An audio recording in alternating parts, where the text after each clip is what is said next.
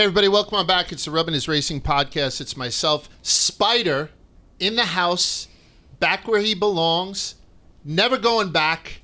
I'm going to chain him up in the basement. Quig's still in Chicago. I'm working on that. Yep. But Spider is in the building in New York City for this week because we just had a very special guest who is coming up in a couple of minutes. It's Dale Earnhardt Jr. Spider found that out. He's like, I'm on a flight first thing in the morning, and I'm leaving this evening, just a bang bang. But just very good to have my PIC partner in crime here. Manoli behind the ones and twos as always, and let's get it going. Rubbin is Racing is brought to you by Cabo Wabo. Cabo Wabo tequila is unquestionably Mexican tequila with an undeniably American attitude. It isn't just tequila, it's damn good thick cut, 100% Blue Weber agave tequila. It's the official tequila partner of NASCAR. You can add a bold splash to race day watching with Cabo Wabo. If you're heading to a race this weekend, any race, I really don't care, come celebrate race day with Cabo Wabo tequila.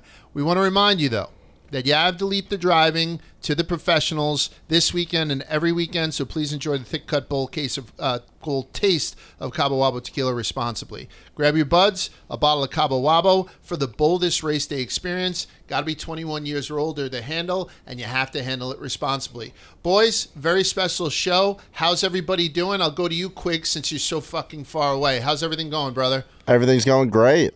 Missing Spider next to me, but you get to have him for a week. I bet Quiggs is missing me just throwing a fit in the studio out in Chicago, but it's good to be back in New York, and what another elite race finish, so not much to complain about. We got Dale Jr. on the show today.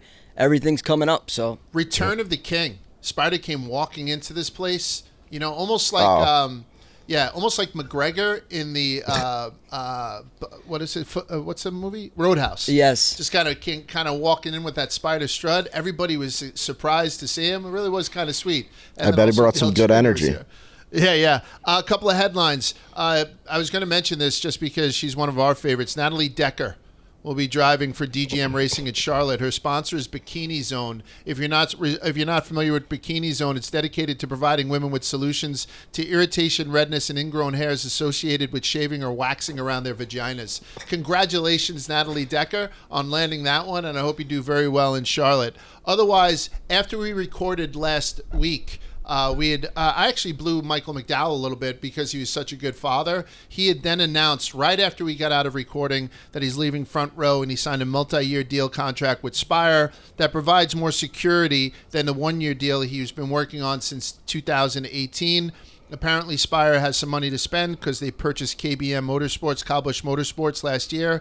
And since McDowell's a father of five, this makes absolute sense. Front Row had a chance. They didn't counter Spire's offer. This means that Michael McDowell is going to be switching from Ford to Chevy. So I like the move, I guess, for security. At least? Yeah, I mean, Michael McDowell, Family Guy, you said it last week, Large, and then this week was Mother's Day, and they show him pre-race, and what did he do? He gave all the flowers, not literally, what's the word? Metaphorically, all the flowers to his wife, all the credit, kudos in the world, and, credited her with birthing all but one, which I thought was funny because you always point that out as well. Right. But, Michael McDowell, class act guy. I think the 34 has kind of become synonymous. It's one of those cars I really love the look of, seeing week in and week out. You could pretty much count on seeing that bright 34 yellow Love's car, and I also love the fact that the numbers were black. I feel like that's like one of the few schemes where they're not, white numbers on the car. So kind of a menacing look that I've been rooting for McDowell as a front runner, hand up, bandwagon fan since he won the Daytona 500 and that thing beat the shit, and he still somehow put it in victory lane. But as a family man, I understand what he's got to do. I would like to see him have a long, lengthy career. Who's Spidey Scoops going into the 34? You're a family man? No. I'm saying for him as a family man. He's the family I thought man. You were like. So I understand his logic and putting his family first and taking the lengthy contract. Selfishly, it kind of sucks that to see him stepping away from an organization that he pretty much helped bring up through the ranks and kind of become a name in the sport, a competitive name at least. So it'll be interesting. Congrats to Michael McDowell. I know he's got a little bit more job security. It sounds like the favorite to get the 34 is Cole Custer.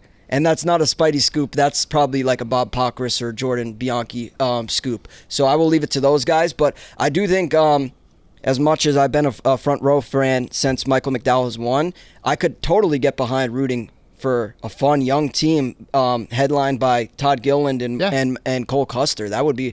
I'm a big Todd Gilliland guy. I know you're a big Cole Custer guy. Mm-hmm. Together, that makes one kind of fun young team to root for.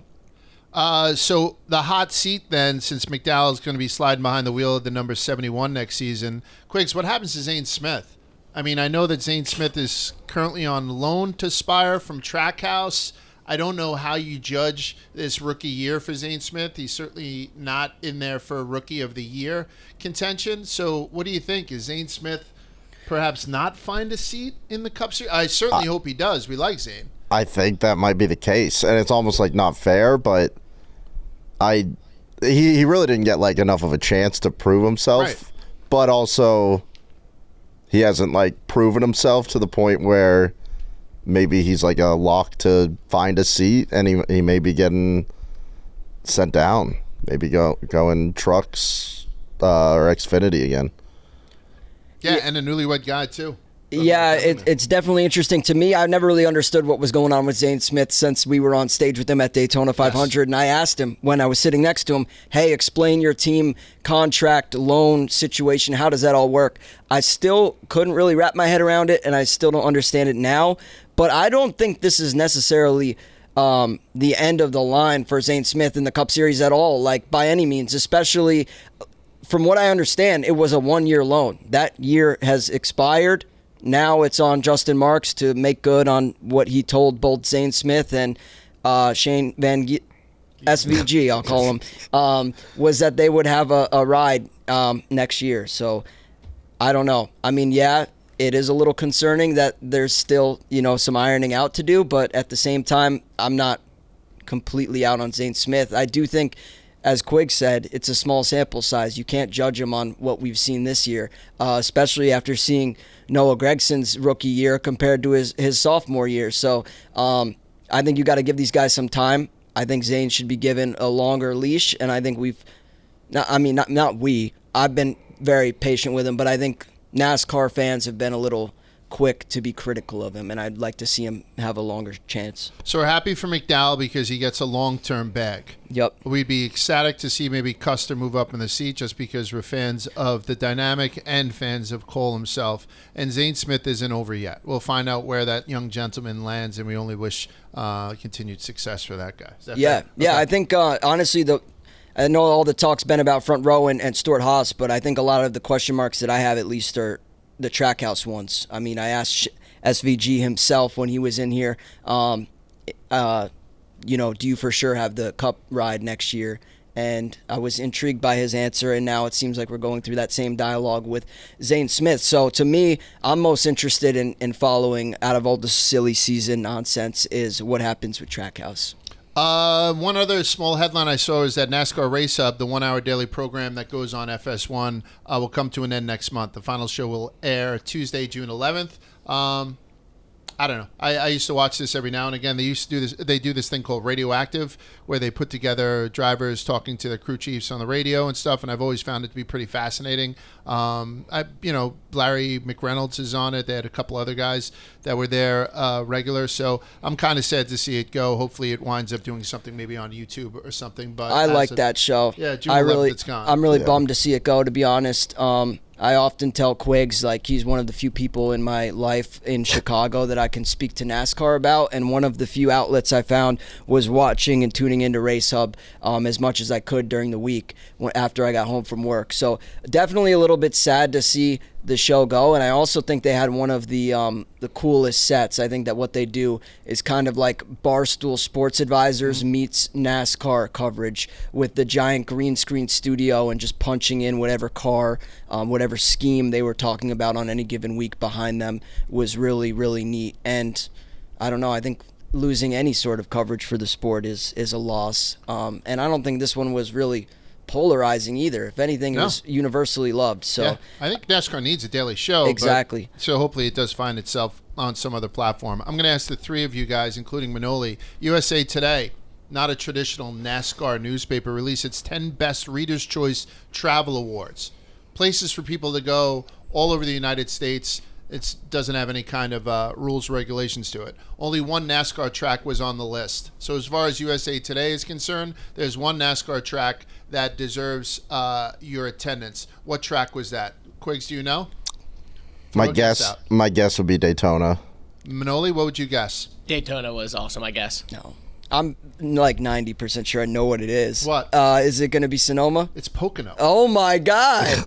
And by the way, Pocono. I love going to Pocono, but USA Today out of the fucking clouds, and it's great for a track like Pocono to get that. Yeah. Right? I mean, it's like getting a great Yelp review. So congratulations to the guys. They've always treated me well because it's a Long Pond. It's a hop skip from my house. I can get there in an hour and 15 minutes. I'll be there again, in a couple of weeks. So USA Today, give them some shine to Pocono. Yeah, I love that. Like, they mentioned the Chicago Street Race as a must go to, but they don't know how long. Then they mentioned Sonoma, absolutely right, which was the best experience we had, probably the worst race we had been to, but best experience that we had. But Pocono gets a little bit of shine. That's really surprising. I will say it seems like Pocono has had a great resurgence in terms of fan attendance and hype and excitement in the last recent years. But I was not to me that's a destination for NASCAR fans, not hey, here's a bucket list of travel destinations, and by the way, there's a NASCAR track. To me, that location would be Sonoma, and I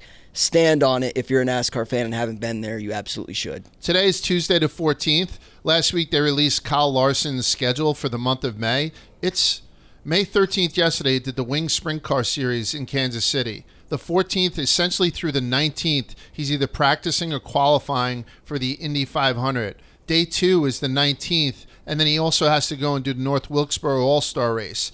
Practice for the 108th running of the Indy 500 takes back up again on the 20th. The 24th is the final practice for the Indy 500. May 25th, qualifying for Coca-Cola 600. Then 26th, he's got the 500 and the 600 on the same day. Kyle Larson has got a busy fucking schedule. We're going to ask Dale Jr. about it. But I just wanted to point out something, that he was being interviewed at Darlington, and he said if the Indy 500, this was the question, if the Indy 500 starts on time and you're well into it and it rains briefly, who makes the call on whether you stay in Indy or come to Charlotte? I think that's an excellent question, and the answer should be obvious because he is a Cup Series driver. And he said right away, hopefully it doesn't arise. I'm sure there's a window of time that when it gets to a certain point, I have to leave because of the Coca-Cola 600. But the Coca-Cola 600 is the priority that weekend, and chasing another NASCAR Cup Series championship is the priority. Thank God he said that, right? Yeah. Because people are going to talk about distractions and all this kind of stuff. And even though he is a robot, it's very nice for Kyle Larson to say out loud, even though I'm doing all this shit, stuff that might even take me away from the Cup Series if I get hurt like Alex Bowman did. You know what I mean? Like if I do something. By the way, he wrecked in his race last night. Oh, did he? The sprint car race, he flipped upside down, which, I mean, he was fine, but right. As a Larson fan, I was a little especially following the Bowman thing and last year, definitely a little bit holding my breath, make sure, obviously, especially when you're this busy, you don't have any really downtime to recover, even if it is just a brute. I don't know. It's definitely a lot going on for Kyle Larson, but if there's one guy in the sport that can handle it, at least right now, it's seemingly him. We got a couple of DMs this week. DMs are brought to you by Vanderhagen Razors. It's why my head looks so great. Make the switch from a cartridge razor to a safety razor today with Vanderhagen. Safety razors allow you to get a closer, more comfortable shave. The use of one-blade razors helps prevent nicks and cuts while making your skin feel smoother than ever. Feel that, Spotty?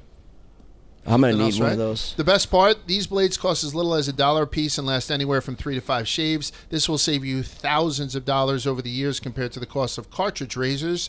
The blades are ice-tempered, stainless steel from Germany that are sharp enough to give you the perfect shave, and the handle is made to last a lifetime, so the only recurring purchase you will have is for blades. So check out your local Target and or Rite Aid and get yourself a Vanderhagen safety razor today. 3 DMs. I'm deferring on all those DMs until we speak to Junior. I'll tell you what they are. Brandon said, after we heard, so it came out this week that Phoenix is probably going to host the championship again in 25.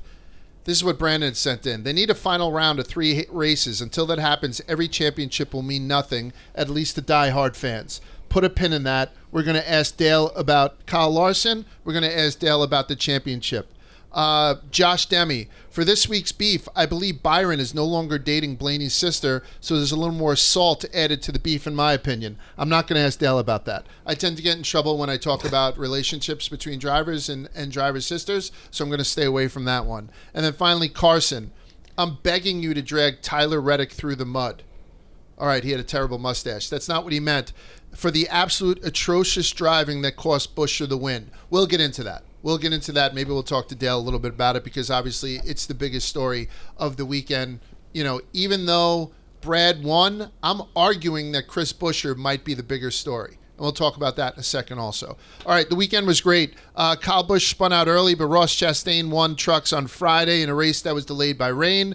And then Little Gator, Justin Allgaier, dominates the Xfinity on Saturday, beating Austin Heel by 3.5 seconds. It was Justin's first victory of the season, his third at Darlington, 24th of his career, tying him with his car owner, Dale Earnhardt Jr., for the 10th most in NASCAR Xfinity Series history. Congratulations to Allgaier and Chastain. But let's get to Sunday. It's the throwback weekend. Not everyone had a throwback scheme.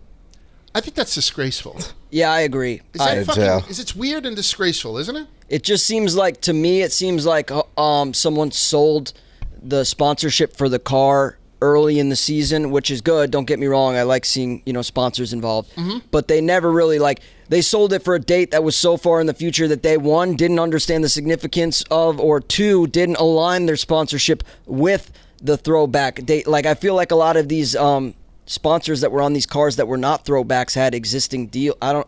That's my only explanation. And it still really doesn't even make sense, that they just, didn't have time or somehow weren't aware, which I have a hard time believing. I don't know. I think it's all based on the contract specific sponsorships or what these brands want. That's my only explanation. To see a team like Joe Gibbs doing half throwbacks and then half, new modern schemes, it doesn't make sense to me, and that's the only justification. I think if it were up to the teams, they would all choose to do throwbacks, probably some of the most popular ones, but I think there's good reason for it. Yeah, I mean, it just feels like a lack of effort. The cars that are out there, it's almost, I think for a real NASCAR fan, it's not fuck that product, but it's whoever's sponsoring it is just using the same one every week. It's you guys don't care about this race or this sport, really. I don't know. It's a little bit annoying. I look at it like Brendan Poole, a guy who typically has limited sponsorship on his car.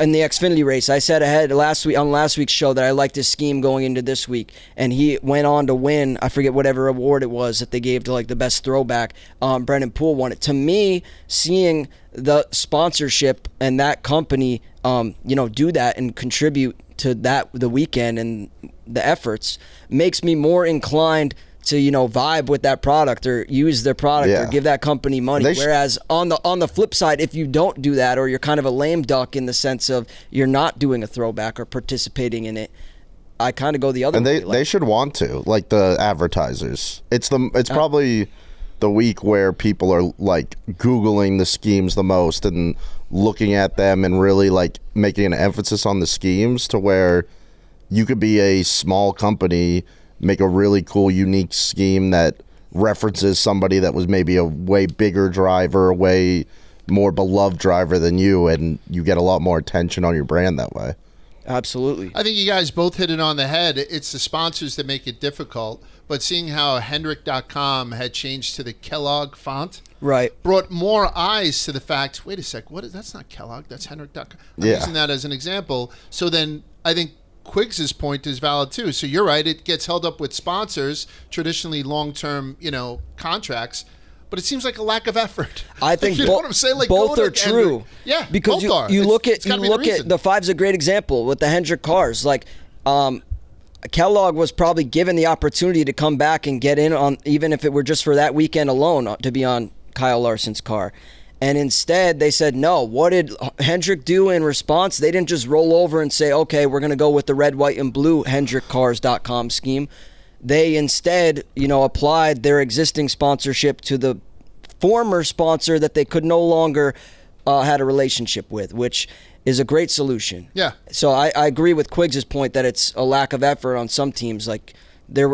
Sure, your hands were tied in some regards, but there were certainly still solutions available. Let's get to the race. Tyler Reddick gets his first pole at Darlington, and Brad Kay joins him on the front row. Larson wins stage 1. It's his 7th stage win. Reddick wins stage 2. It's his 2nd stage win this season, his first at Darlington. Right around the time that Reddick had won stage 2, Mike Joy throws out a wild stat that in the modern era, no one who has won stage 2 at Darlington has ever done better than 26th. Never finished better than 26th. That's what he threw out, and which wound up coming to fruition because we know what happened to Reddick.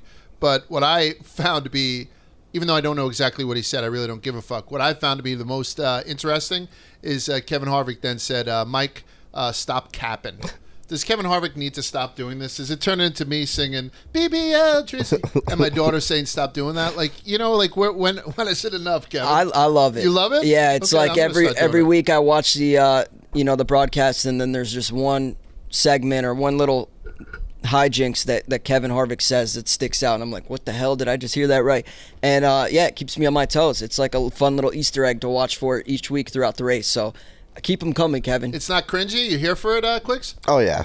I mean, it's once a race. He's not like changing his whole vocab. Like if he was trying to talk like that for the entire race, probably cut it out. But once a race, I love it. Yeah. And this is coming from a guy who all he does is fucking gets hit in the face with pies and dress up in fucking gold rope chains. So I probably shouldn't be that. Whatever. Brad's second win at Darlington. Brad Kay is off the schneid. 110 races. He winds up getting it.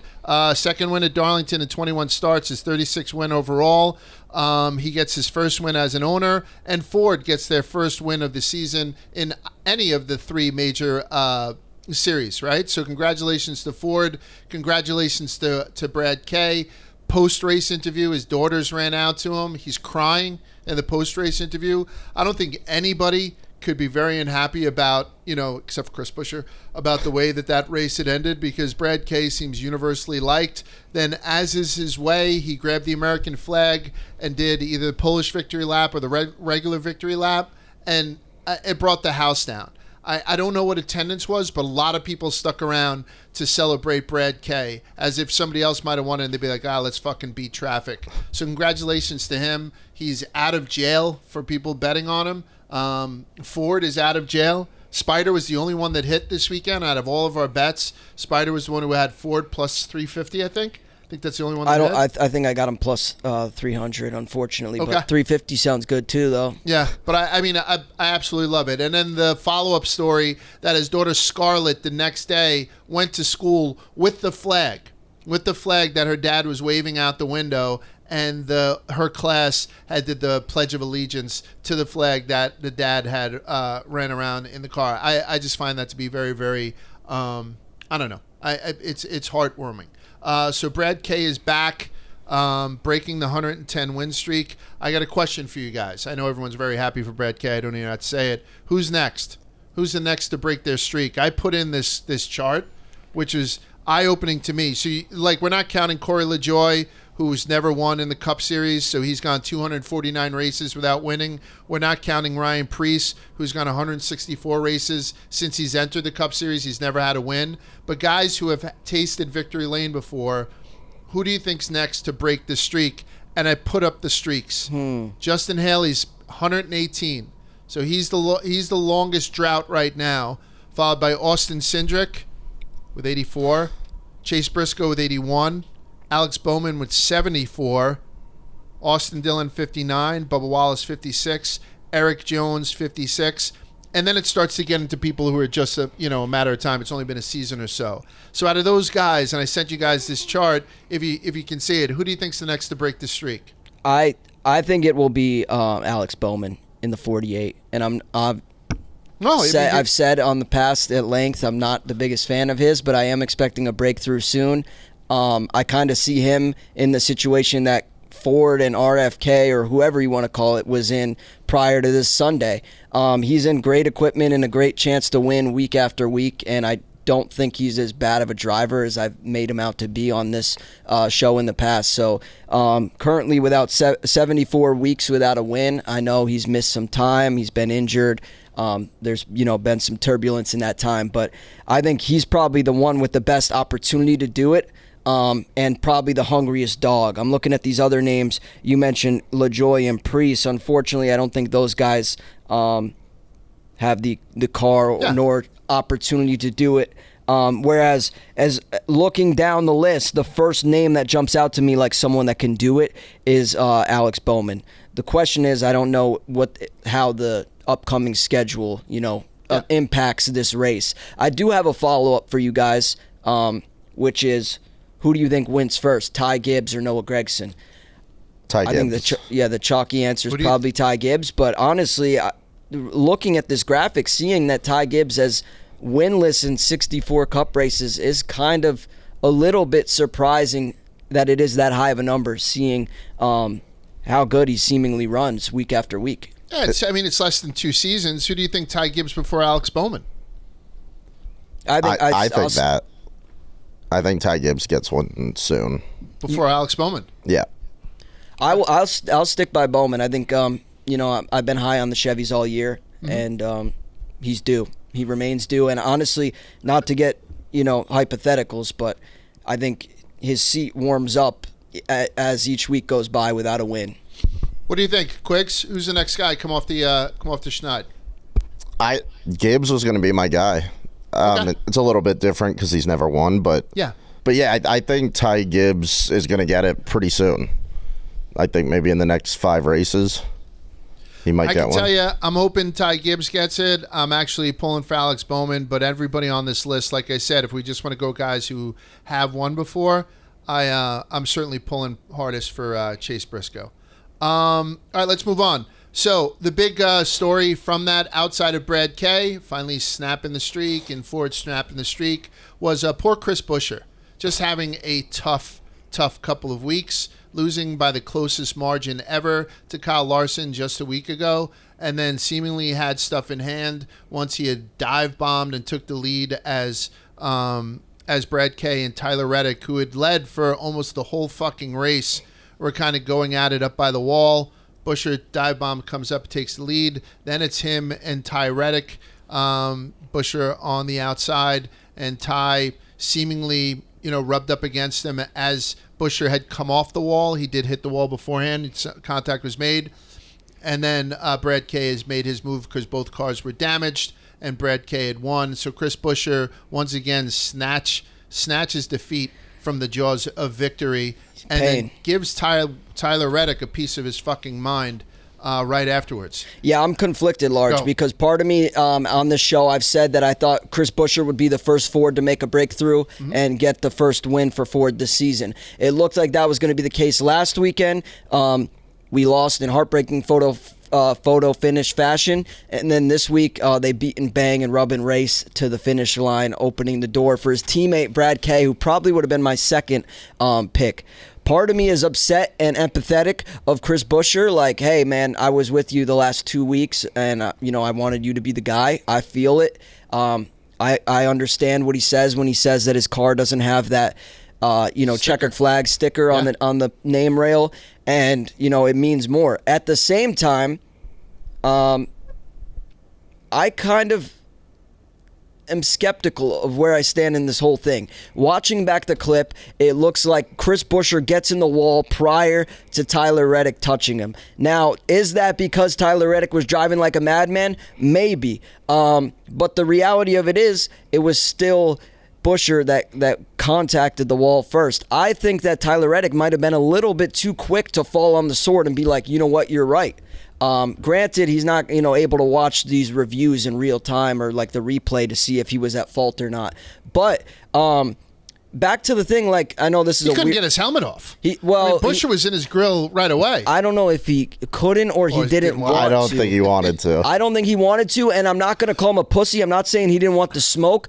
I'm going to say that Tyler Reddick was embarrassed by his mustache. That mustache is a lot cooler when you have, you're the favorite to win the fucking race going in on throwback weekend. After the race and you blow your shot like that, you kind of look like an asshole. No offense, Tyler Reddick. I still love you. I still think you were too quick to apologize. Buescher, was that self-implicated? I don't know. I'll let the racing experts provide that coverage. But what I want to call back to is a Zane Smith interview, by the way. When I asked him on this show, when Kyle Busch comes down and races in the Truck Series, how do you feel about racing him? Like, is that a guy that you're like, fuck, if I get beat by him, he's a Cup driver? Like, to me, Chris Buescher should have a little bit of the Zane Smith energy that was like, hey, I go out there to win regardless of who's on the track, regardless of the circumstances. I want to win every single race. Joey Logano had the same tune when he came on here, and asked him if there were spots that he wanted to win at more than others. No, they want to win every race. So part of me is like not buying into the whole Buescher sticker thing. Like, Chris, you should know that these guys are not just going to roll over because they already have a sticker and let you win. And you're referring specifically to Buescher saying, I don't have a sticker on my door. Yeah, part of me, now, like I said, I'm sorry to play middleman here. I am partially empathetic and understanding that he doesn't have the sticker, but part of me is like, bro, this is NASCAR. Nothing's going to be fucking handed to you. You got to go out and take the wins and steal shit. I don't know if he's necessarily asking for Reddick to like let him win. Over. I think he's more being like, hey, don't end my day here when I'm up at the front, and right. end your own day. It's the move he pulled. If you get pinned against that wall and at that speed going that far, you're gonna probably lose a tire. And I think he was basically just being like let us race it out. Yeah. So whose side are you on, Quigg? So we had that guy Carson's DM who said that call out Tyler Reddick on his atrocious driving. Spider has said definitively not atrocious. Maybe maybe he didn't play it perfectly. Literally, obviously, hold up. Look here. What is the name of the show? No, Rubbin is. You got to fucking go for it. I'm defending Tyler. Yeah, you absolutely. But it was a bad move for Reddick too. It's easy to say it's a bad move after they both fucking dropped like rocks because they were too aggressive on the contact. Yeah, but I think Reddick passes him there. Like you were right. There was 10 laps left. He got very loose. He hit the wall before Reddick, and then immediately after, Reddick went up way too high on him, pinned him against the wall. Both their tires go down. I think if Reddick just keeps that middle line or the low line, he probably just clears Buescher within the next, before the next turn. Even with Brad behind him? Yeah. Right? Potentially giving him the bump? There was some other stuff. I don't know. I mean, I think that's a good conversation. How about this? Another hypothetical. Will there be retaliation? And I'm not saying that Chris Buescher is the type of guy that would normally retaliate. He's had a terrible 2 fucking weeks. We're talking about Brad kind of crying when his daughter came out. Buescher was choked up. Tyler Reddick was choked up because he felt so much guilt about doing. Is Buescher now on tilt? Does he become a supervillain and see that maybe he's now lap traffic and Tyler Reddick is racing for $1 million in North Wilkesboro? Does fucking Buescher put him into a wall? I think he would be foolish to do it. Sorry to interrupt, Quiggs. I think you just keep your head down. I mean, you expressed to Tyler Reddick how you feel. It seemed like your point got across as Tyler Reddick accepted guilt and kind of omitted that, he was in the wrong. To me, unfortunately, as much as I love the drama, I don't think you let the pot boil over. These are two very competitive teams going for the playoffs. Reddick's already, as we said, punched his ticket with the sticker, and Buescher has been the most competitive Ford all season, especially in the last 2 weeks. And to me, you got to ride that momentum and whatever you found for as long as possible, and not worry about, hey, this guy disrespected me. Let me go retaliate. Quiggs? Yeah, I don't think it's like an immediate retaliation or next race he does something. I think it's almost more not like career retaliation, but both of them kind of seemed to pride themselves on the fact that they raced each other clean their entire careers. And I think Buescher's just crossed them off the list of names that are like, we've raced each other clean, we'll continue to do it. So I think it'll just be kind of like a slow, like he's just not going to get any respect from him for a long time. Big size difference. Yeah. I mean, when he came out, maybe keep the helmet on. He did take the helmet off. I mean, Chris Buescher, you don't realize he's a big boy. Yeah, he is. He's 6-footer, I think, or at least close to it. But yeah, so Reddick doesn't want that smoke at all. He's not built for that. I think I was telling Spider, if Reddick could have done absolutely nothing, and I think he, in that exact moment where Buescher comes up to him, I think he apologizes and says, "I'm sorry, it's my fault." Even if he had nothing to do with it, I think he just kind of like doesn't like those situations and wants to get out of them.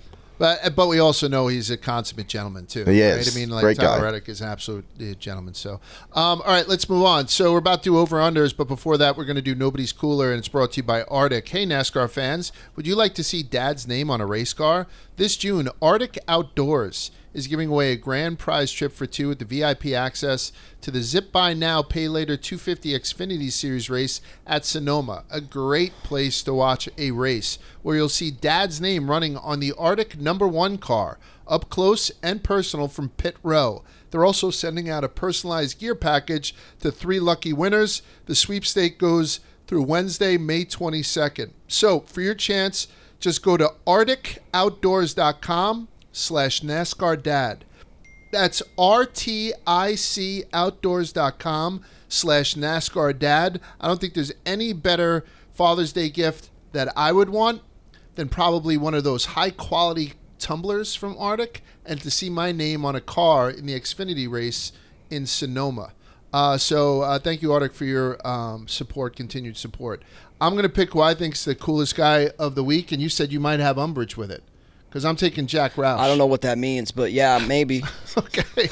I'm taking Jack Roush. I liked when all the shit was going down with Chris Buescher, all of a sudden he calmed down because Jack walked by.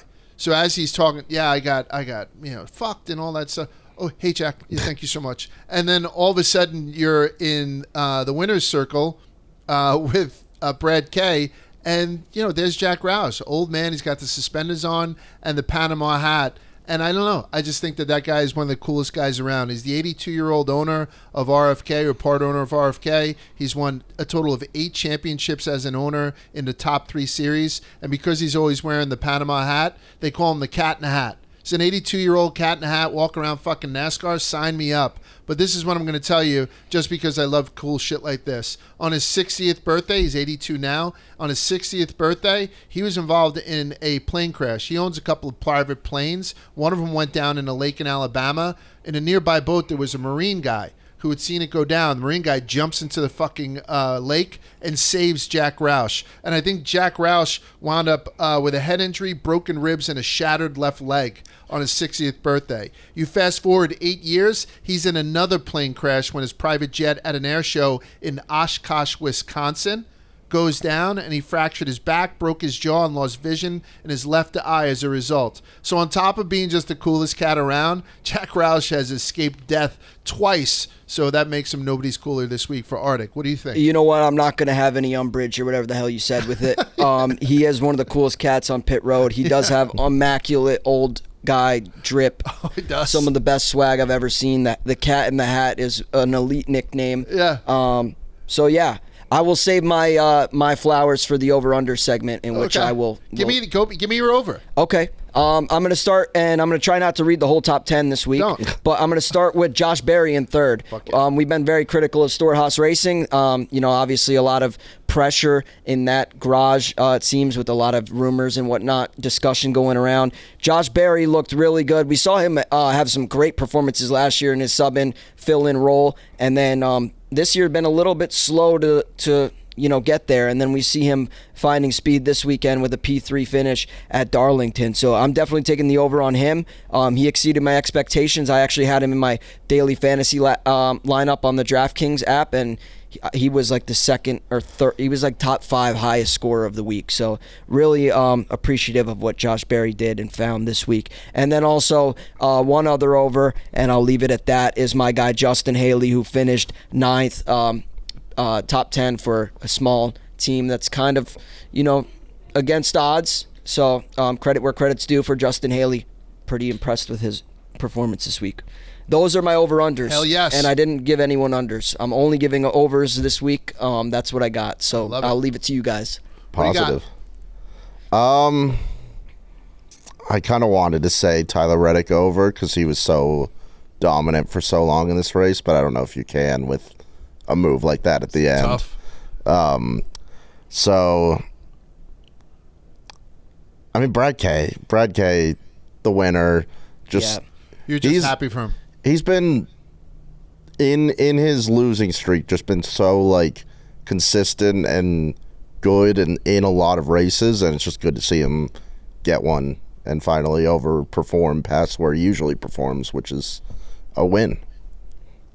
I'm going to take somebody that nobody had, but they do that over the wall segment where they cue in on a pit crew team. This week they just happened to do Brad Kay's pit crew, and they closed in on a guy, big graphic. His name is Dustin Lineback, and he's a Jackman.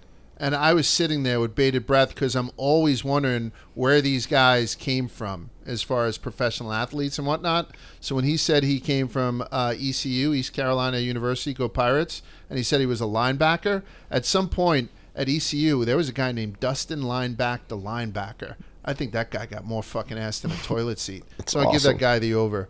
I didn't have many unders. I just know that Larson was having such a great weekend with that Labonte scheme, and him and Labonte came out in the matching fire suits. He won stage one, like I said, but then he got loose in lap 254, and he wound up finishing 34th. So I don't know. I put him there as an under if I had to find one. And then just in general, Joey and Kyle Busch just continue not to be on the radar, so they're continuing not to impress. So this is the big part of this podcast. We're going to talk. We're about to go three wide. We're about to go three wide with our man, Dale Earnhardt Jr. All right, so as promised, we have a special guest in here. 26 wins during his Cup career, including 2 Daytona 500s.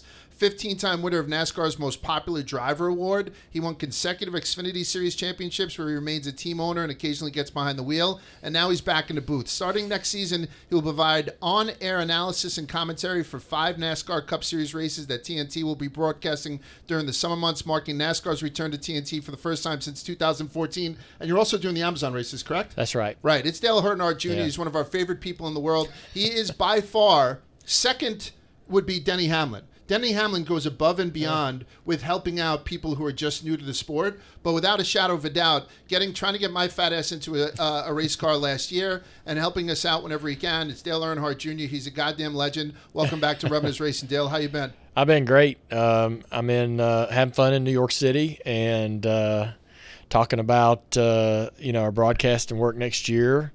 Heard I was going to be coming up here to talk to you guys today, so I was glad because we hadn't seen each other in a long time. I think it was maybe Richmond. Yes. It was. I've been watching all y'all's work on social media.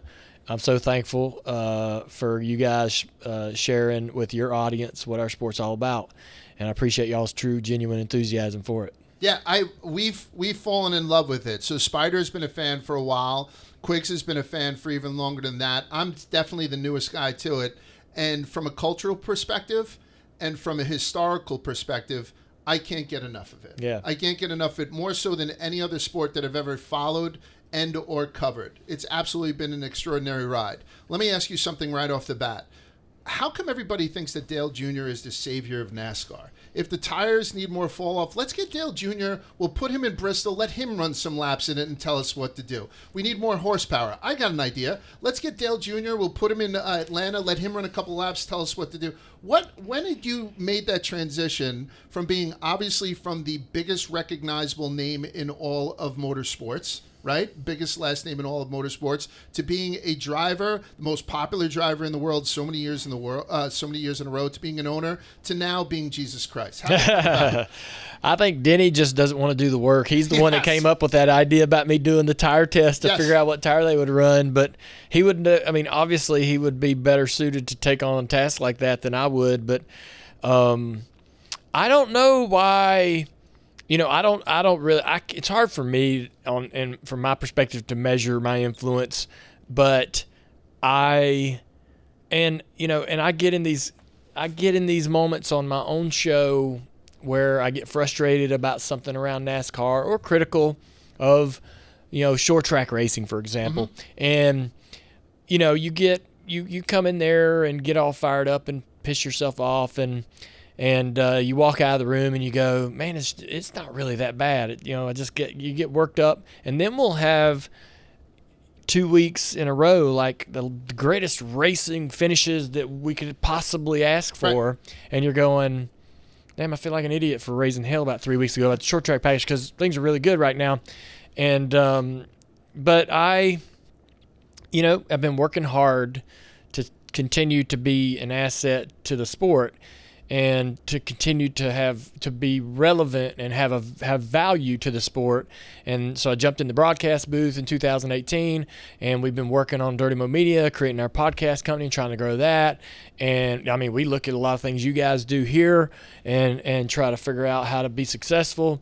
And so and I also, feel like that through taking on that sort of, I hate to say a journalist role because I have no background in journalism, before I got into the broadcast booth, I feel like taking on that role, I've been able to continue to have a bit of a voice and a bit of an influence in the sport. And, and the fans react to that. They react to what drivers say, right? It's really interesting because our CEO or our commissioner or our owners or people on the NASCAR side of things rarely drum that type of reaction from the fan base, but when drivers say it, that's true. Whether the fans really know it or not, well, he said it, I believe it. The drive, more horsepower, hell yeah, give me more horsepower, softer tires, whatever the drivers say, really gets a reaction, and I think there's a little bit of that too in what I'm doing, even after all these years. I haven't drove full time since 2017, but I enjoy having a bit of that voice, but it's at times. Again, like Denny and these guys that are really driving these cars every single week is who we need to be listening to when it comes to competition stuff. I know you guys have heard the opinions of drivers around, well, what would make the car better here? What would make the car perform better here? Because we do have places where we struggle with the product at short tracks and road courses, and those are the guys that can fix it, or they're the ones I would listen to, and I don't have to believe everything they say and agree with them, but I certainly would hear what they had to say first because they're the ones behind the wheel. But isn't sometimes, Spider, I'm just going to follow up on that. Don't you find that outside of Denny, a lot of drivers don't have the balls to do it, right? They don't want to piss where they eat. Yeah, I don't think it's that. I think okay. it's exhausting. Okay. And Denny is up for it. Denny's got a personality where he's in it. The racing and this is his life, and I mean, not to say it isn't for the other drivers, but it's exhausting to do what Denny does, and he has his hand in every cookie jar, right? He's a driver, he's a car owner, he's in the podcasting, so he's sort of media, and certainly his takes on his show get a ton of attention, and so he's starting to. He flexes that muscle on all those fronts. And so that can be really exhausting. And I think some drivers are like, that I don't feel like doing all that. I'm busy enough. I'm content. But, it would be, if you could get them in a room anonymously, it'd be interesting to hear their real opinions, right? If there was a way for Denny to do that, he should think about doing that, sort of have some anonymous driver polls, because he has them. That's a great idea. Well, I say that because they are all together collectively communicating on a group chat. I used to be on it, and so I know that at the drop of a hat, he could get like a good understanding on a particular topic from all the drivers and where they all stand. So, they wouldn't have to speak publicly if they wanted to get their point across. Or just put us on the group chat. Maybe I'll start a group chat with all the drivers that I have in my contacts, which I don't know, hopefully would be good. This year, I feel like we've really been lucky to see like 3-4 photo finishes between Cup Series, Xfinity Series. It seems like the next gen car, or whatever it's known as now, is really shining this year. Do you think that's what's to credit for the good racing, or why has this year been so close, I guess? Yeah, it has been phenomenal. I was, the last 2 weekends, particularly this Darlington finish this past weekend, and then at Kansas. What more could you ask for as a fan in terms of just being entertained and throughout the race? I mean, the races, we used to have these great finishes, but the rest of the race was a bit of a struggle, right? And that was kind of hard to bring in new fans and go, just hang in there for 400 miles. It's going to get great. But now we have races that are really entertaining from start to finish. But we do have areas we have to improve. The short tracks are still an unknown in terms of whether we're going to find a way to get that car to race. We want what we got in entertainment at Darlington and at Kansas. We want it everywhere, and we should be able to achieve that, and we will. I'm patient and think we can get that accomplished. This next gen car is amazing at all of the big ovals.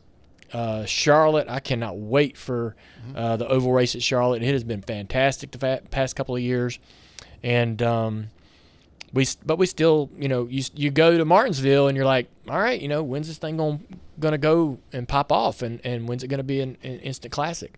It's just not being able to do that at those small half-mile racetracks just yet. But there's a lot of effort behind the scenes. They're trying softer tires, and they're doing all these. They're getting aggressive.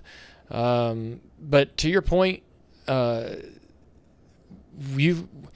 we've gotten more than we could ask for in terms of excitement, great finishes, races to the finishes of stages, just good, fun events to watch from start to finish. We've had more of that this year than I can remember in a really long time.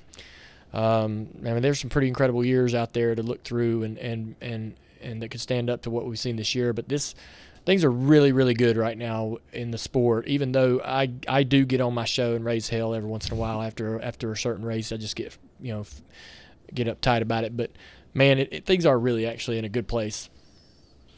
Trying to keep up with all the headlines around. So we had known that Dale was coming in since last week, and then just bombs keep dropping all over the place. Yeah. I mean, he's painting the tape like he's General Electric back in the day. Today, Prime Video, we're taping this on Tuesday, Prime Video greenlit 4 new sports documentaries, including a 4-part documentary on Dale Earnhardt Sr. Yeah. Is this going to be one of those things, which I'm very excited about, is this going to be one of those documentaries that's going to be geared towards people who are newer to the sport? Perhaps people that we just picked up with the Netflix special last year.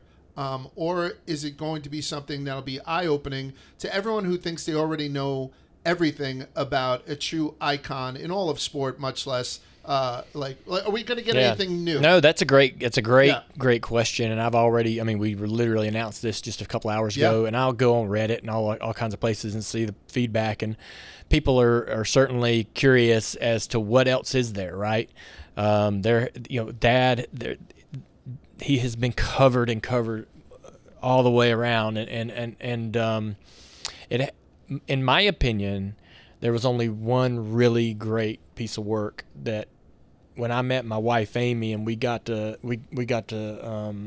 getting married and talking about all that, and I said, we talked about how we were, it was unfortunate Dad wasn't here to know her and all that. And I said, there's only really one way.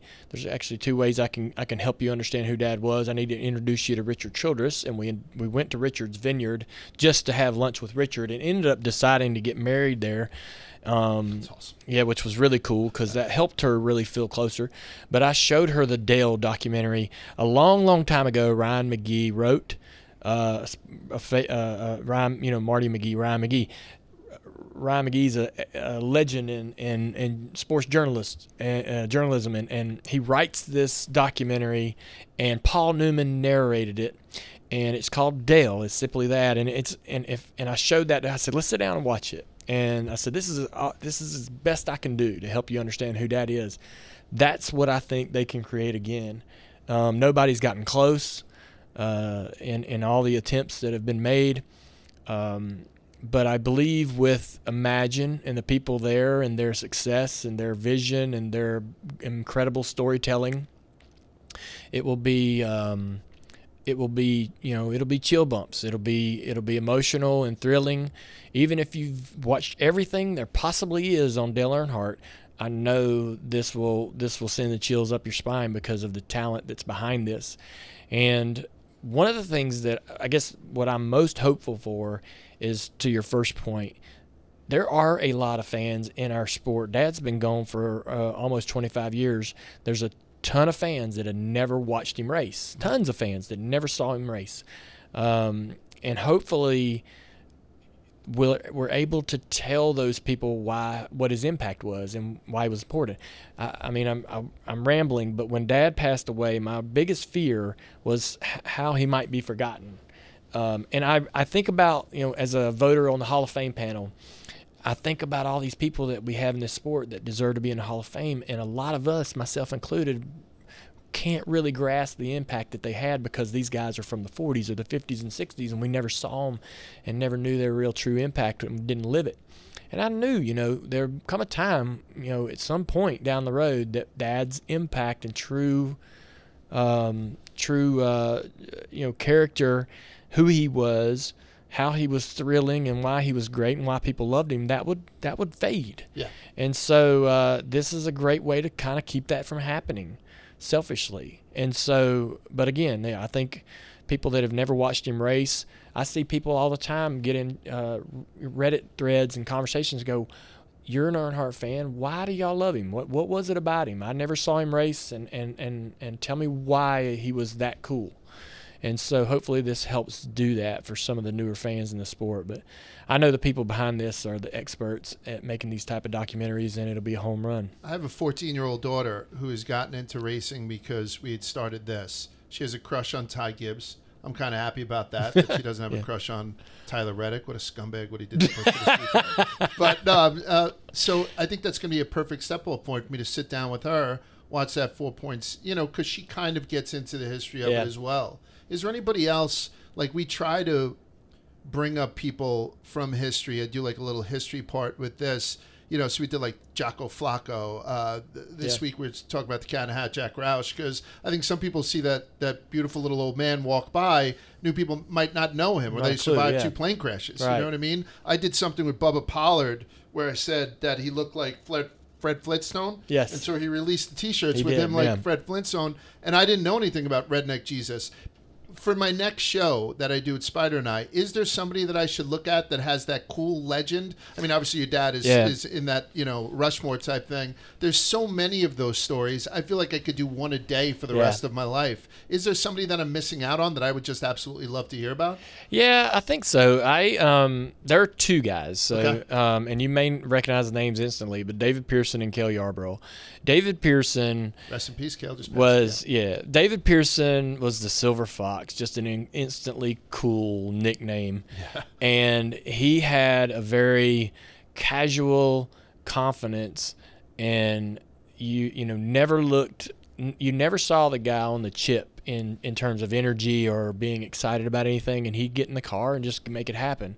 And him and Richard Petty had these 1-2 finishes throughout the 70s, and even before that, they were neck and neck in all these races. It always seemed to come down to him and Richard Petty, and Richard's an icon in our sport. But David Pearson was his pair. They came as a package. When you came into the sport and watched the sport in the 70s, you're gonna know both of those 2 men instantly. And so his sort of attitude and persona was really, really cool. Kind of an old James Dean style. Mm-hmm. But Cale Yarborough was a little dynamo, man. He was a little small in stature, but played football. I think he tried out for Washington before he decided to become a race car driver, and was fiery.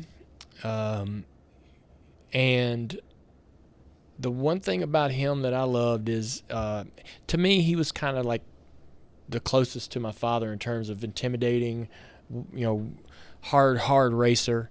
He didn't push people out of the way like Dad did. Only Dad really truly did that. But Cale and Dad actually battled for Dad's first championship in 1980, and it came down to just the last race in the last few positions. And Cale was the first. Cale goes, in 1982. Cale does the Dukes of Hazzard, which was at the time one of the a really big show on TV. Yeah. You have to remember, back in the day, NASCAR was so small, just kind of confined to the Mid-Atlantic region of this country, and we weren't racing past the Mississippi, or we weren't very popular beyond Mississippi. And so for us to have somebody on a TV show that we could watch on network television was insane. Yeah.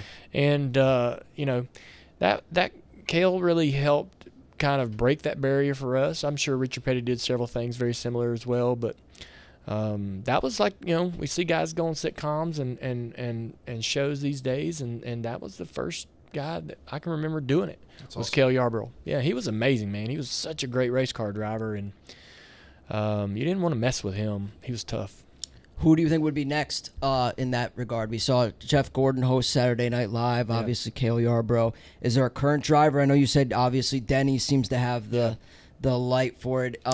Outside of Denny, who do you think has the most kind of vibe for that? if you will? Blaney. Blaney? Absolutely. Yeah, Blaney's always going to say yes. So NASCAR drivers, they're going to go to the racetrack and they're going to drive the race car and they're going to get paid and they're going to, they're living their dream. Driving a race car is what they wanted. And when a lot of them are presented with opportunity outside of that, they kind of can get a little maybe intimidated. Maybe it's just not interesting to them, what have you. And so, NASCAR is going to present you as a NASCAR driver, if you're successful, with opportunities to do sitcoms, fly to New York, and do a car wash where you're doing media all day long. We used to do car washes at ESPN that were all day long. You were on every single show, bam, bam, bam, and that wasn't extra. We weren't getting paid for that, right? Right. That was going to take a day or two out of your week, and you probably had plans to do something with your friends. But, NASCAR was going to present you with this opportunity or to fly out west and do a sitcom that you'd never even heard of or never watched. And you're going to get presented these opportunities. And Blaney's the guy that'll say yes every time. And we need that guy. We need that guy going in doing publications. Well, I'm going to date myself, but like we did Rolling Stone in 2001, and that was insane. All these people were reading about us that had never watched a race in their life.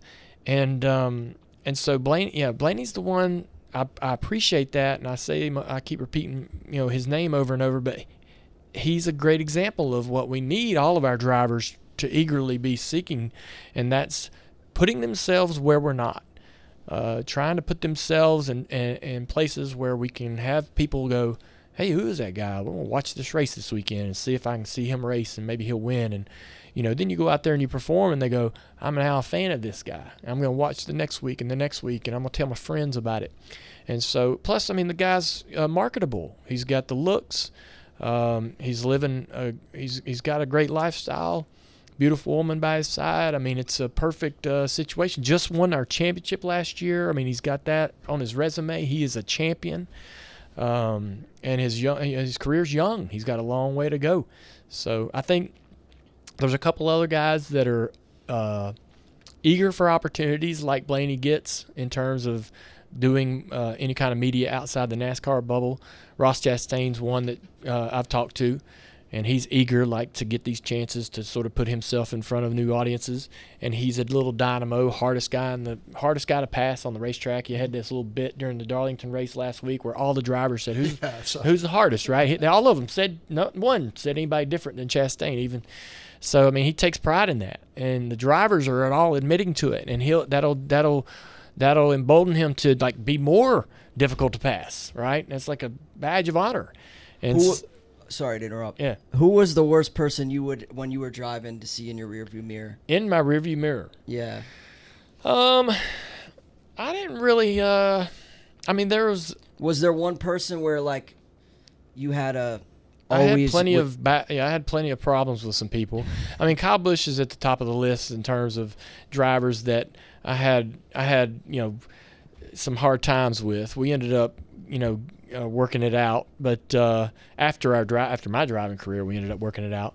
But I always liked to beat Kyle because he was great. He was really very extremely talented race car driver. But plus we had this little attitude with each other. I loved beating Jeff Gordon and Jimmy Johnson. They were my teammates, so I probably raced them way harder than I should have because we were teammates. I know I did. But if you they were the best, Jimmy and Jeff. And if you could go out there and if you could get lucky enough to be passing them at the end of the race for a win, that was a big day. Winning a race is great, but it really kind of matters who's right behind you or who you pass to get there. And if you could beat one of the best that day, it always makes that win a little sweeter.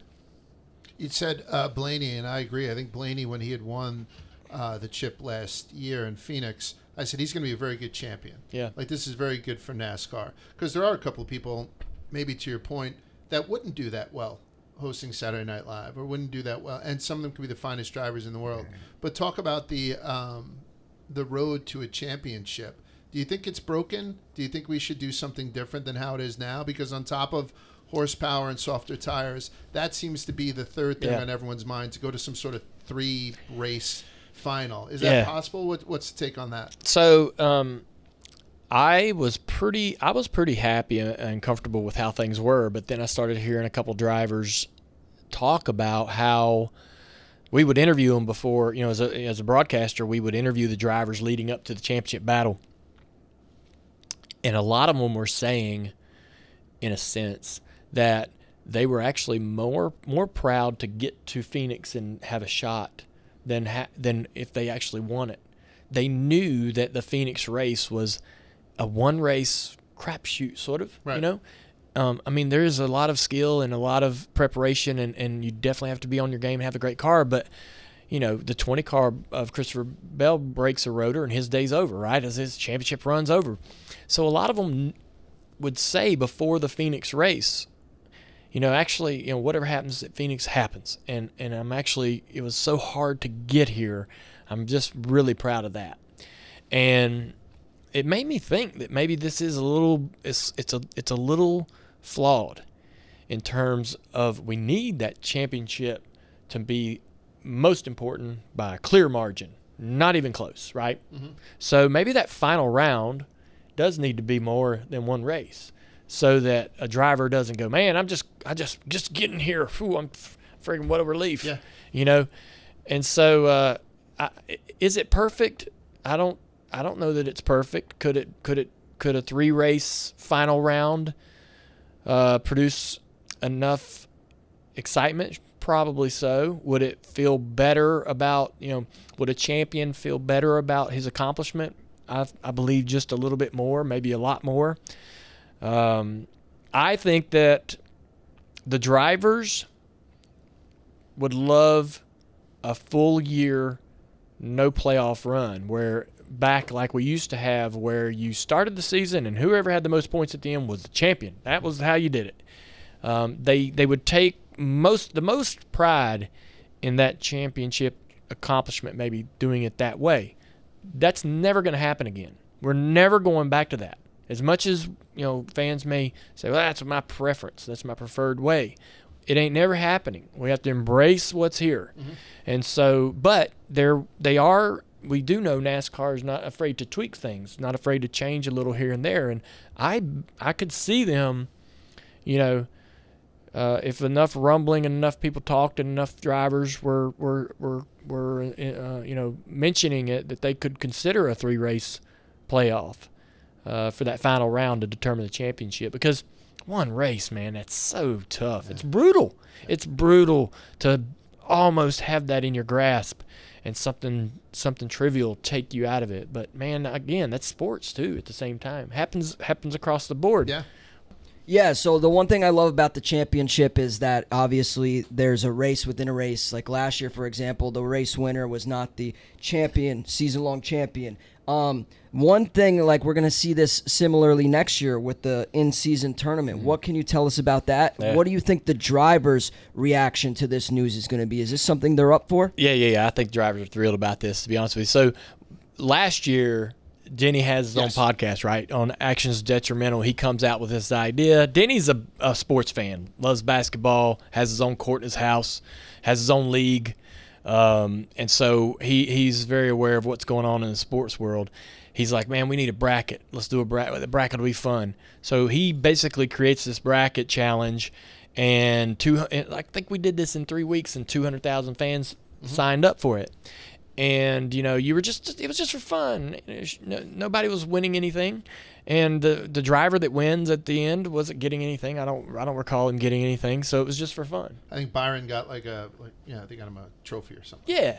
But it was good, and the drivers really didn't even learn about it till like 3 weeks into the deal. Mm-hmm. They're like, oh, really? This is kind of cool, and they all had a good positive response to it. But the fan engagement was a success. Denny basically said, in so many words, hey, NASCAR, if you want this, you can have it. Because he thought it'd be cool if we really had a genuine contest, and that's what NASCAR did. So this 2025, I guess, there'll be an in-season tournament, 5 races long. It'll be during the TNT broadcast races, but there'll be a 3-race stretch during the Amazon portion that'll seed the tournament. And so the drivers will start competing in those first 3 races. That seeds the tournament. 32 drivers, so some won't even make it, right? Which will be pretty unfortunate not to be part of. Yeah, right. What a shitty thing to happen. And so you'll be out before you even get in. And so they'll go. You'll be in the very first race, all the drivers included, but you'll be up against one guy, right? You beat that guy, you move forward. And every week you have to just kind of contend against one individual driver, and it comes down to the final race. It'll be 1-on-1 for $1 million. Second place, third place, and so forth. They get nothing, and which I love that. I pushed with whatever influence I have to make there be some sort of impact on the playoffs. I would think that you could, and I think NASCAR's open to this going forward. This will likely be a success. NASCAR will likely continue it because our broadcast partners are going to love to be able to, promote it. It's great for TNT and Amazon, 2 new partners coming in to have this neat thing that's their own. And so, anyhow, I think, the following year in 2026 and beyond, either the guy that wins it needs to get an automatic advance into the playoffs, like he's locked in, which he probably will be by that point anyway. He's probably going to be one of the winning drivers in our series, or even better, a first round bye in the playoffs. Right, you don't even have to worry. Cool. You're already through round 1, right? Imagine having an automatic advance there. That's very similar to what you see in other sports, right? Where very successful teams or high seed teams have that first week off in the playoffs, and so I think NASCAR could adopt something like that. The drivers are going to love the $1 million. They will, but they're going to love the less pressure even more. Right? To be able to get an advance through the playoffs or some kind of nugget that helps them later in the postseason, that is going to be even more valuable than that money they might win. Is the $1 million really something? Like we were talking about, the All-Star race, and when Kyle Larson won, he was like, "Oh, just put it in the truck with the rest of my $1 million checks." Almost, right? It would mean a lot. Like when Anthony Alfredo, I think, did Dash for Cash, won $100,000. He talked about how much it was going to mean to the team. All that stuff. Like he was very, very great. Like those winners have made a lot of sense. They've been great storylines this year. So give Denny another $1 million. He's going to refinish his heliport. I know. Does it need but Denny would love to coast through the first round. I'm gonna tell you, they're out of the 36 drivers, or say let's take top 30, right? That $1 million's gonna matter to at least the back 20. That'll be. It might not mean as much to Denny. I mean, guys, he's at the tail end of his career. He's earned, millions of dollars throughout his life, and probably doing really well with his investments and all that stuff. So, probably not a big deal to him. But any driver that's in the first 3, 4, 5 years of their career, that's a big check. That's a big old check. And so yes, and the fact, I think too, that there's multiple. Now there would be multiple chances at $1 million. You have the All-Star race, you have this tournament.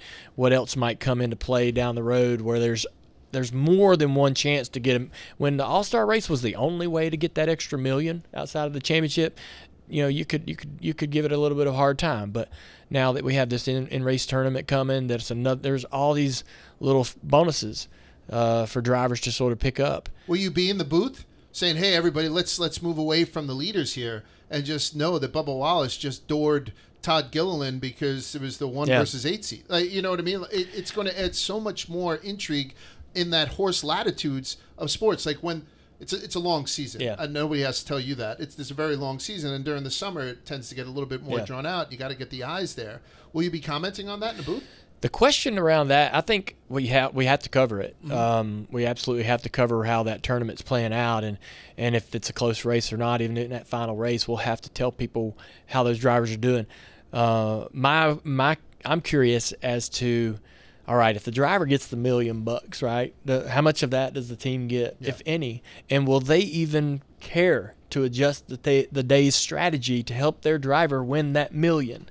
right? So if they're in a situation where, man, they've got to be actually kind of particular about their strategy because it's actually close between the two drivers, what will they do unique to the traditional strategy in a race to put that driver over to get that million? And so that'll be interesting. And another thing too, man, as you're cutting drivers from this field and you're getting down to that that semifinal and final round, will drivers form alliances, right? To hey man, I'm gonna cut you in $50,000. Give me a little help out on the track. I like that. I do like that. That would add a whole nother layer of There's drama. so much downstream stuff that you can't even think about. I think, Right. yeah. I mean, it needs to be perfected over a season, like you said, before it becomes something official, like getting a bye in the first round. Right.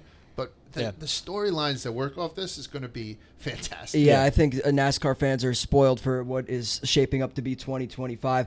Is there any word or any timeline on when we can find out who will be joining you in the booth? Yeah, I mean, we don't have a timeline or a date where I think you'll learn that announcement, but there's some work behind the scenes to trying to shape that booth up. I think people will be happy with where it ends up. What I hear from both Amazon and Turner is they definitely want to maintain a lot of what's familiar in a NASCAR broadcast, which I'm happy about. I don't want a lot of change, but they do want to reimagine some of how the race might be presented to them and how the booth is actually. There may be more, instead of a play-by-play and an analyst like myself and a crew chief or another driver analyst, there may be like a host.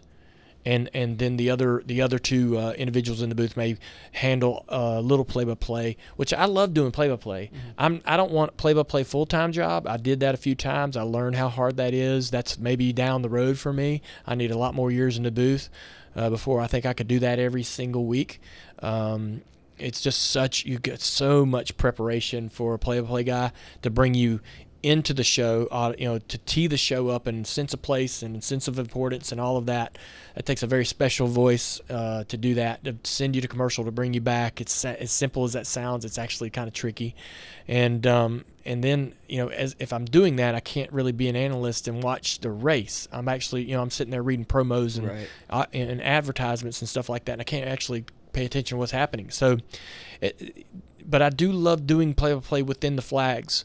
I love calling a battle through the corner because I used to listen to the races on the radio in the 80s, and those guys were full energy the whole damn race, right? And I love that energy. And when they said, hey, you can be a broadcaster, I said, I know how I'm going to do it, and hopefully they like that because that's the only way I want to do it. And so I've always kind of been high energy, but that's the way I feel like that's the way I'm watching the race. That's the way I feel when I'm watching the race. And so, I hope I don't know if I would like it to be similar to how my work was with NBC because that was so comfortable and easy. But I think they will reimagine the presentation a little bit. And also, I think with Amazon, I'm not 100% sure about TNT as we learn more. But I think with Amazon, our post-race coverage can be as robust as we want, right? I think what I listen to fans when I get into social media, they really want interviews, post-race interviews. They want to hear from second, third, fourth, fifth, and all they can get, right? Because they want to see what the drivers' responses are. And a lot of times, especially when we're on the big networks like Fox and NBC, we're on the big network. There's a hard out, right? And no matter what's going on, they have to have that hard out because there's new programming coming. And that's not the network's fault. If the race ends early, they get all the post race they can fit in there. But if it ran late, like this past weekend at Darlington, I think they ran 8 minutes late. They couldn't get all the interviews in, so it's a tough little spot the big networks are in. But with Amazon, it's a different situation. Are you nervous? I mean, I know a guy who runs up against a wall doing 190 miles an hour. Where on the scale of nervous to scared shitless are you? So it's a new thing, right? Like you're saying, there's a lot of new pieces and graphics and new platform. How nervous is Dale Earnhardt Jr.? I'm nervous. I think it's a thrill. It's a thrill doing live TV because it is scary. But a lot of things run through my mind. So. I worked with some great people at NBC. They told me every day, we're never going to set you up to fail. We're going to put you in a position to win. They always did. I never walked into something going, am I ready for this? Or what the hell's about to happen here? I always felt like I had everything I needed to know in front of me, and there was no curveballs and no surprises. And so I'm confident that that'll be similar with Amazon and TNT. But I am nervous because live TV is scary. The worst or the toughest thing you'll do is any on camera. We'll do maybe like 5 minutes of on camera at the start of the race. That's the hardest part. Right. Yeah, and there's no script. The great thing about racing is you don't know what's coming next. In a lot of sports, there's an ending. There's a quarter and a halftime, and there's innings, and there's a process that plays out in a lot of things. In racing, there's no timeouts, and so it kind of makes it nice. You don't have a script. So that's fun. You just kind of react on the fly to exactly how it's going. So I don't expect it to be a ton different, but I am apprehensive. Probably ain't the right word, but I'm a nervous person in general, and worry about everything, over worry about everything, and so I will definitely do that with this as we get closer and closer. But Spider, I don't want to speak for both of us, but since there are 2 empty seats, if it would make you feel less nervous, we'd sit in on a couple of the races, and I'll just float that out. That there. would be fun. I'm not doing it for free, but we'd have a lot of fun. Yeah, we'd have a lot of fun. I always love listening to the former drivers in the broadcast booth, and I've really been enjoying Kevin Harvick this year. He's been a great addition. One thing that he mentioned this week that I thought was pretty interesting about Darlington is he said that this was the first time he's really gotten FOMO, and he wanted to be competing and racing. Yeah. Do you still get that feeling, or what was the first time you got that feeling like post-retirement? And how do you deal with that? I want to agree with you there on Kevin Harvick. He's done a great job in the booth, and we all pretty much knew he would. And I really enjoy. He makes the races really nice and easy to listen to, and he is helping that booth be so much more informative about what's coming and what's about to happen and what the drivers are doing and experiencing. So I think that's really lifted at Fox booth. It's tough doing a 2-man booth, and I don't know how Clint and Mike did it over the last year, but I feel like that. I have that feeling of FOMO. I had it from the very first race. There's moments, so you'll be watching the race, right? And you're looking. I look out the window a lot. They want you to look at the program and follow what's happening on the race. And I make sure I'm not talking about something that's not on camera, but I like to look out of the window. I'm watching. I'm a fan, and so I'm watching. And there'll be moments where I see a battle happen, and I'm like, I want to be in the middle of that. And give me a fast car, and I want to get in the middle of this battle happening. It happens a lot at Daytona and Talladega, obviously, because I love drafting and racing at those tracks. But that's really why I go run that one Xfinity race every year, is because I can't quit. I can't figure out how to quit. I just can't not do it. Period. I have to have a little taste. And I'll get in that Xfinity car. I raced Bristol last year, and I'm going to run Bristol again this year in August. I'll get in that car, and I literally have to shout it out like, damn it, I missed this. I missed this so badly. Halfway through the race, I'm like, all right, I'm good. I could get out. I could get out of the car. I'm fine. This is enough. This is enough. But damn it, you got to – I don't know, man. It's like imagine, like people that quit smoking, to have one drag, right? It's kind of like that. I got to do it. I don't know what'll happen when I get beyond age and can't find opportunity or whatever, how I'll replace that feeling of competition and be able to get out there. And I drive my little late model car probably 5-6 times this year. That's probably the most fun that I have behind the wheel these days, is racing like the local short tracks. Mm-hmm. So I do that quite a bit with the Cars Tour that me and Kevin and Jeff Burton and Justin Marks bought. So I'm still racing quite a bit, more than I thought I'd be. And but there are moments in the race I think I have to be a fan, man. I have to want to be out there. Yeah. I let that go. I let that happen. I want that to be happening, because it makes me more passionate about broadcasting. I want to miss it a lot, while I'm doing it, because I think it makes me a better broadcaster. Is there another side to it, though? Because, we can casually watch somebody that you just showed a little bit of reverence towards when you mentioned Jeff Gordon and Jimmy Johnson, and to have Jimmy Johnson not get enough reps in this car, and then every time he decides to sit behind the wheel, he doesn't do well. right? Is that, and I know that the answer is no. Jimmy Johnson is going to be on the Rushmore for the rest of time. But does it hurt his legacy to a certain degree, especially for these new people that say, oh, my God, we got a legend here, but he can't finish better than 28th? Is that an inflection point where you'll stop doing, because you're still competitive when you sit behind the wheel of Bristol? Jimmy just doesn't seem like he's as competitive anymore. Should he stop doing that? Is that at the point? Yeah, I can't tell Jimmy that, because Jimmy's obviously, 7-time champion, but I also know that he believes in his heart that he's going to figure it out, and he's going to pop off and have that run where we're going to go, there he is, and I can't tell a guy who wants to do it not to do it. It can't. He's having fun. He's enjoying it. Is he? Yeah, he is. I mean, you got to get Jimmy in this room. He's when you see Jimmy Johnson from a perspective or a distance, he looks one way and very buttoned up and very very polished. But when you really get under that surface, man, he's a entertaining, fun goofball. And I just spent a couple days with him overseas and just hanging out and palling around, and he's doing, like, the guy's a thrill seeker. He rides mountain bikes through the woods in Scotland one day, and then he's going and racing in Darlington or somewhere one day, and he's a thrill seeker, and that's all it is for him. Is like, he challenges himself. And his wife, she tells him, no, I don't want you doing that. But he's like, I got to do it. I want to go feel it, I want to go see what it's like. And so it's hard, so in my mind, I'm a little different because I'm seeing it from a different perspective. It doesn't really change who I think Jimmy is in terms of his success. It may feel that way for fans, especially fans, like to your point, that are just recently coming into the sport.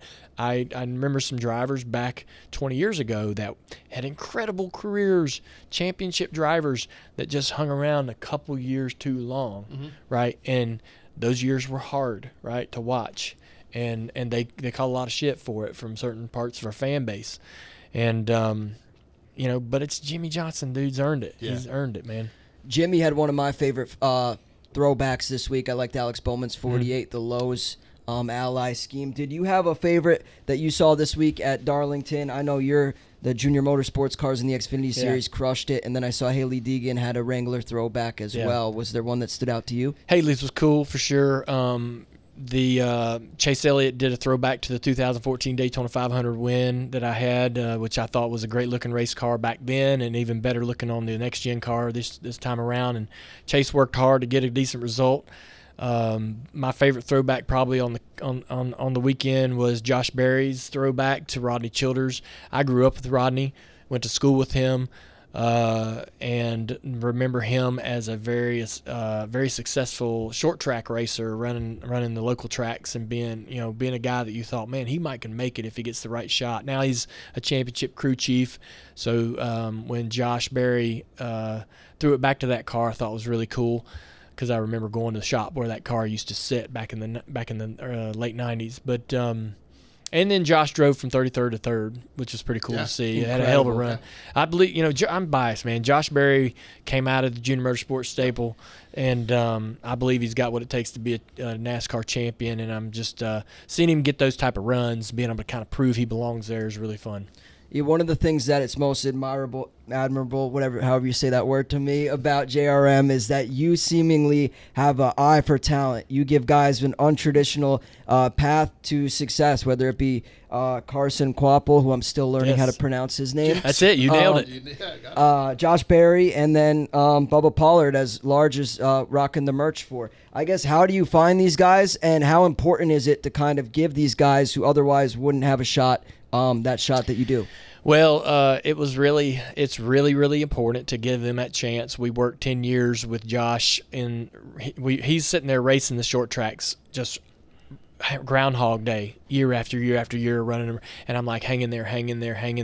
Something's going to happen. We're going to get some partner's going to come in here and help us fund an opportunity for you. And that happened after 10 years. He was well beyond ready to go to the next stage, but we didn't quit, and he got his chance, and here he is now in the Cup Series.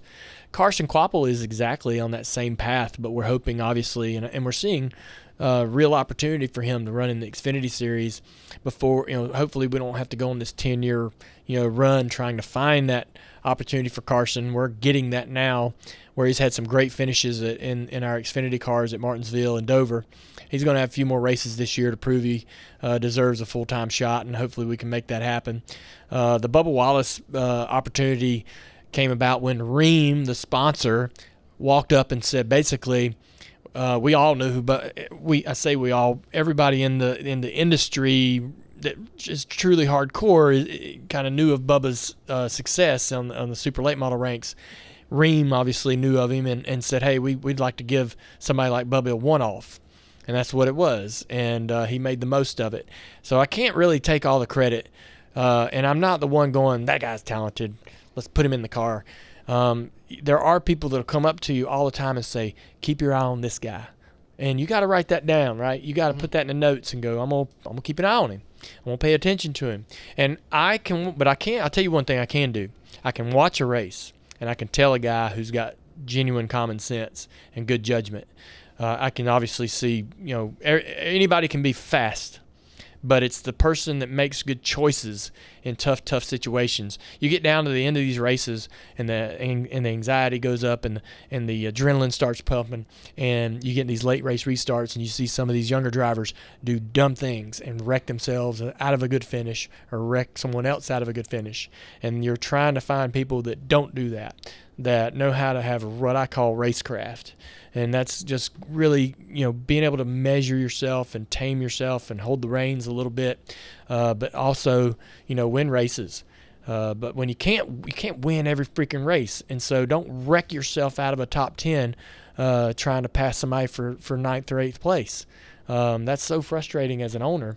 Not only have you thrown away a ton of points, but you've also torn up a race car, and you go back to the shop, the morale's got a big kick in the nuts. Everybody there's thinking the same thing you're thinking, like, why in the hell did he do that? And so, because running a team, the number one responsibility for running a team is your employees. It's not the drivers. It's not the success of the race car.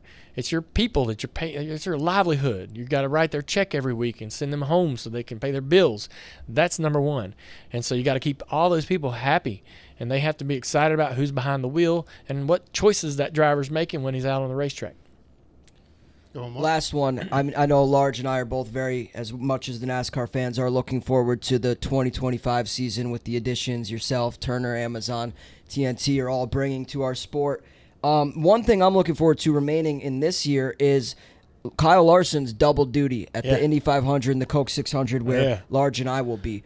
What are reasonable expectations for a guy like Kyle Larson running both of those? Oh, man. I think that this reminds me a lot of Tony Stewart when he did it back in the day, and Tony Stewart could have easily won both races. And I think a good day for Tony Stewart in his mind at that time was a top 5 in both races. Obviously, just finishing all the laps and doing the double complete.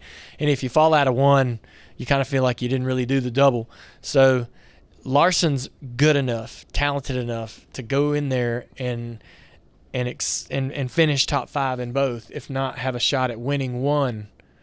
I hesitate to say he's got a shot at winning an IndyCar race in his very first IndyCar race, but you don't want to be counting that guy out, right? He's magic and figures it out. He knows how to figure out race cars no matter what type of car it is. You can put him in something. He's going to have a lot of time in this whole month at Indy to get a lot of laps and a lot of understanding about how to race this car. And Kurt Busch went up there not too long ago and ran top 10 in IndyCar, and I think that this is I could definitely say that Larson's measures up to Kurt's talent, maybe a little bit more talent there for the diversity that Larson has, I think that this car may be a switch better than what Kurt was driving. So I'm bullish. I think he can get into the top 5, maybe run top 3. If things settle out at the end, the strategy is going to be important. Fuel mileage and all of those things have to play in the right way. And gosh, he's going to be drinking through a fire hose in terms of information. There's going to be in an Indy car, they control fuel, they control all of these things. They've got all these adjustments. They're doing all kinds of stuff with the steering wheel he's never had to do before. He's got to figure all that out and learn all that. Now he's going to have plenty of people around him to help. But what a task! What a monumental task!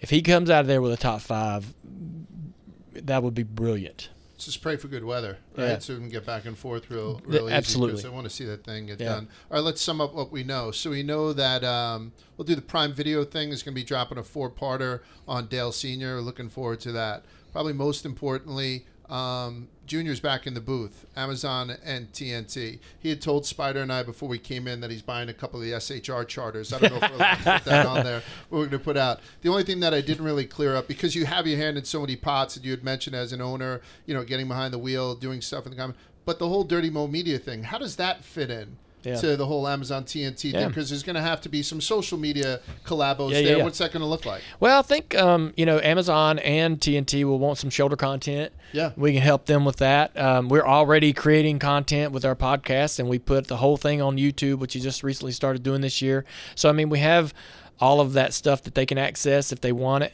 and so we'll just have to see. I think that certainly they're going to want to do some original content and things of their own with their own ideas, and I'm open to that extra bit of work there for sure. So we'll just have to see. We've came up with our own shows in the past. We did Lost Speedways for 2 seasons where we visited all these old racetracks that are sort of hiding in the woods, and so that kind of stuff for me is fun, and we might be able to come up with some cool ideas. Ooh, can we get? I was going to ask, when you say hide in the woods, I need to get to the graveyard at some point. Yes. I won't even use your men's room. Like, I won't go into the main Well, it's house literally like the that. bush wherever you want to go. Exactly. Sometimes I get crones. I mean, I'd like to get down there at some point. Not that we're in any place to ask for, but for people who don't know what I'm talking about, he's got this vast amount of properties, Richard and Denny, where he has all these derelict cars and cars that don't have a home after they've wrecked or whatever, and he kind of placed them out there on an ATV track for all intents and purposes. Basically, right? Basically, it's like 70 acres of woods, and we cut a bunch of trails through there, and some were already there when I bought the property, and it's just riding side by sides and stuff like that through there. I start the race team, Junior Motorsports. We wreck a few cars, and they're like, we're going to throw these cars away. I'm like, no, we're not. Shit, man, we spent a lot of money on things, a lot of blood and sweat in those cars. Set them in the yard for a little while until I figure out what I want to do with them. And so I had them piled up in the yard on my property, and ended up shoving them off into the woods on these trails. And so I ended up putting about 50 cars in there from my team, and then all these other people would call and go, hey, we know you're collecting cars. We just crashed one last week. Would you like it? And now some teams I would call them. Now I never bought any of these. They're wrecked. They're junk. But some teams I would call them and go, man, it was a nasty wreck. Sorry about that. Sorry how that happened.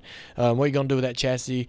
And they'd be like, you can have it. And I'd send a guy to go get it, and he'd just shove it off into the woods. And some teams would be like, no, you can't have our chassis, because there'll be some, there's some secret chassis work or some cheating going on. Sure. And so I actually, the car that Montoya ran into the jet dryer with at Daytona was Chip Ganassi's car, very historic wreck. I got that car, but Chip told me, he's like, you can't let anybody take any pictures of it. I'm like, yeah, nobody's going to take pictures of it. And so, but there's a lot of there's a land speed record car out there. There's an IndyCar tub out there.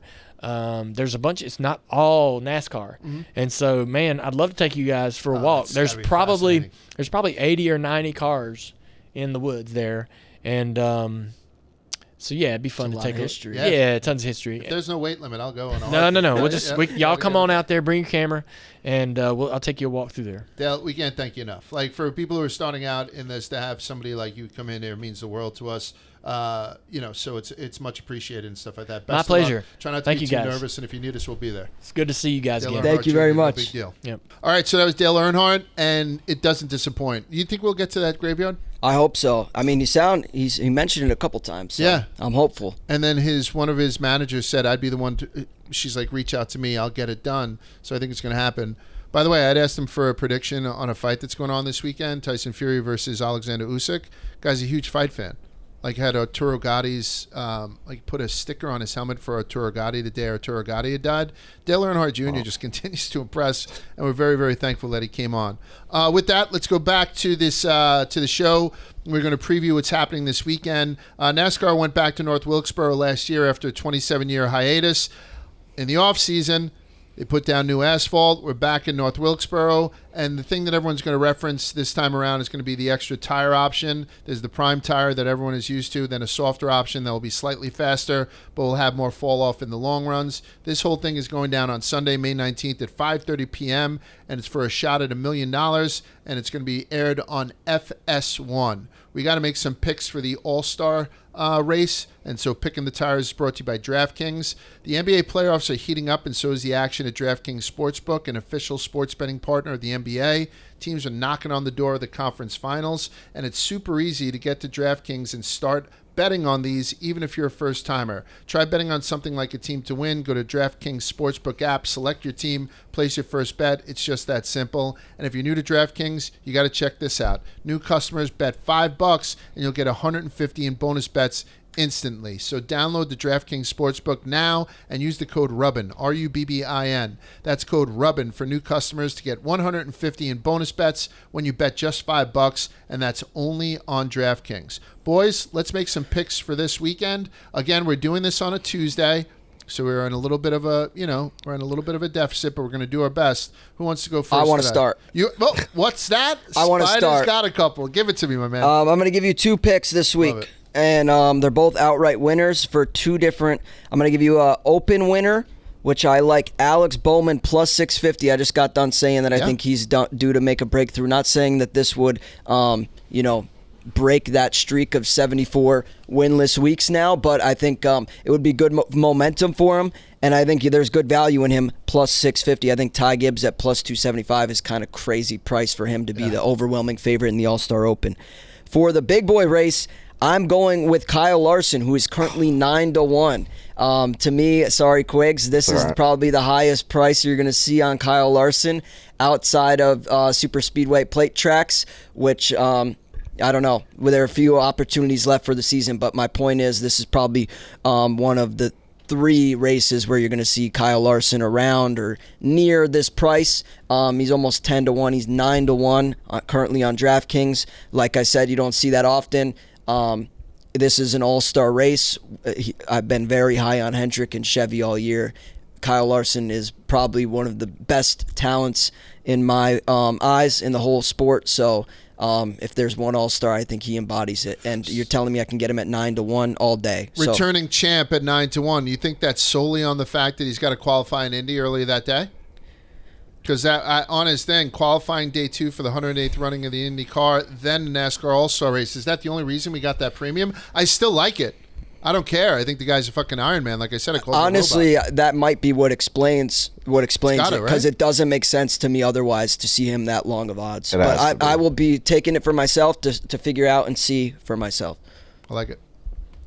Quiggs, you want to go? Yeah, mine will be boring, but one pick, Kyle Larson plus 900.